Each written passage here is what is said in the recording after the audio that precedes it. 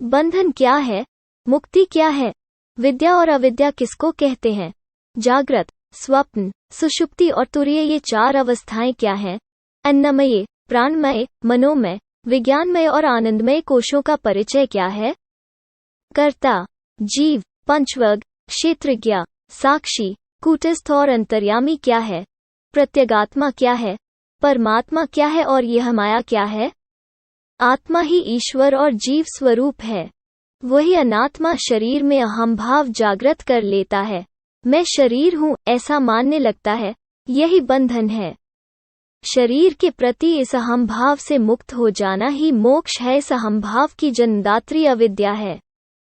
जिसके द्वारा अहम भाव समाप्त हो जाए वही विद्या है। देवों की शक्ति द्वारा मन, बुद्धि, चित्त, अहंकार और 10 इंद्रियां इन 14 करणों द्वारा आत्मा जिस अवस्था में शब्द, स्पर्श, रूप आदि स्थूल विषयों को ग्रहण करती है उसको आत्मा की जागृतावस्था कहते हैं। शब्द आदि स्थूल विषयों के न होने पर भी जागृत स्थिति के समय बची रह गई वासना के कारण मन आदि 14 करणों के द्वारा शब्दादि विषयों को जब जीव ग्रहण करता है उस अवस्था को स्वप्नावस्था कहते हैं। इन इंद्रियों के शांत हो जाने पर जब विशेष ज्ञान नहीं रहता और इंद्रियां शब्द आदि विषयों को ग्रहण नहीं करती तब आत्मा की उस अवस्था को सुषुप्ति अवस्था कहते हैं। उपर्युक्त तीनों अवस्थाओं की उत्पत्ति और लय का ज्ञाता और स्वयं उद्भव और विनाश से सदैव परे रहने वाला जो नित्य साक्षी भाव में स्थित चैतन्य है उसी को तुरीय चैतन्य कहते हैं। उसकी इस अवस्था का नाम ही तुरीयावस्था है। अन्न से निर्मित होने वाले कोश समूह रूप शरीर को अन्नमय कोश कहते हैं। जब इस अन्नमय कोश रूप शरीर में प्राण आदि 14 वायु संचरित होते हैं तब उसे प्राणमय कोश कहा जाता है। अन्नमय और प्राणमय कोशों के अंदर रहने वाले मन आदि 14 करणों, इंद्रियों द्वारा आत्मा जब शब्दादि विषयों पर चिंतन करता है तब उसे मनोमय कोश कहते हैं।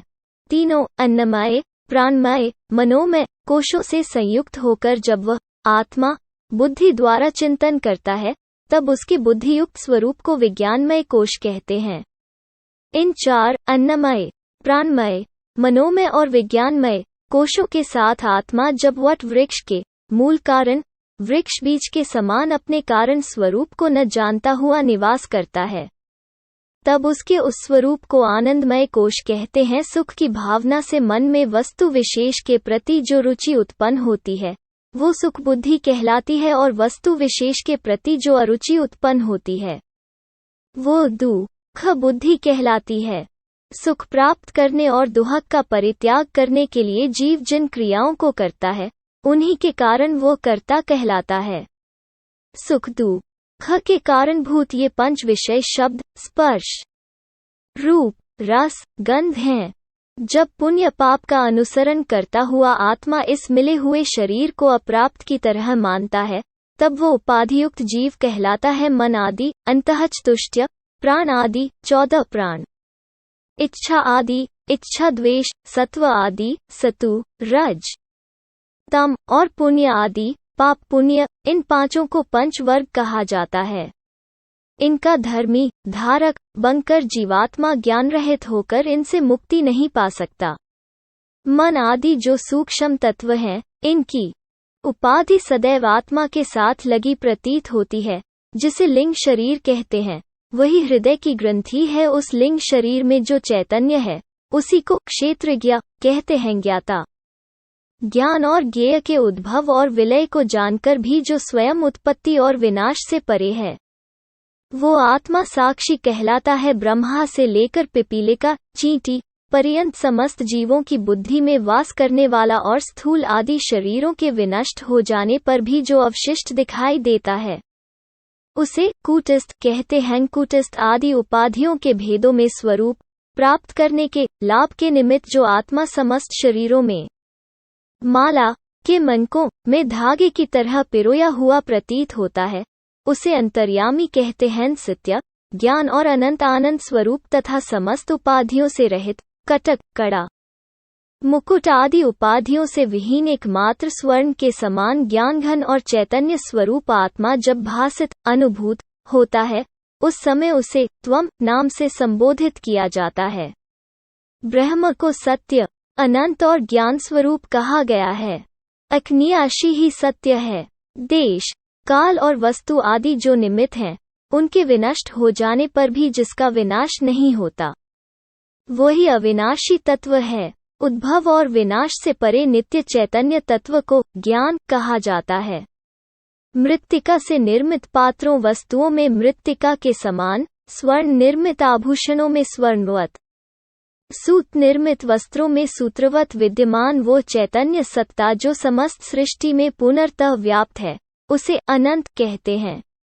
जो सुख स्वरूप, चैतन्य स्वरूप, अपरिमित आनंद का सागर है और अवशिष्ट सुख का स्वरूप है, उसे आनंद कहते हैं। ये चार, सत्य, ज्ञान, अनंत और आनंद, वस्तु बोधक पद जिसके लक्षण हैं तथा देश, काल, वस्तु आदि निमित्तों के रहते भी जिसमें कोई परिवर्तन नहीं होता, उसको तत् पदार्थ अथवा परमात्मा ऐसा कहते हैं। तत् और त्वम, ये दोनों ही पदार्थ उपाधियुक्त भेदों से भिन्न, अंतरिक्ष की तरह सूक्ष्म, केवल सत्ता मात्र स्वभाव वाला होने से परब्रह्म कहा जाता है, जो अनादि है, विनिष्ट प्राय है, जो न सत है और न असत, जो स्वयं ही सबसे अधिक विकार रहित प्रतीत होती है तथा अन्य लक्षणों से शून्य है।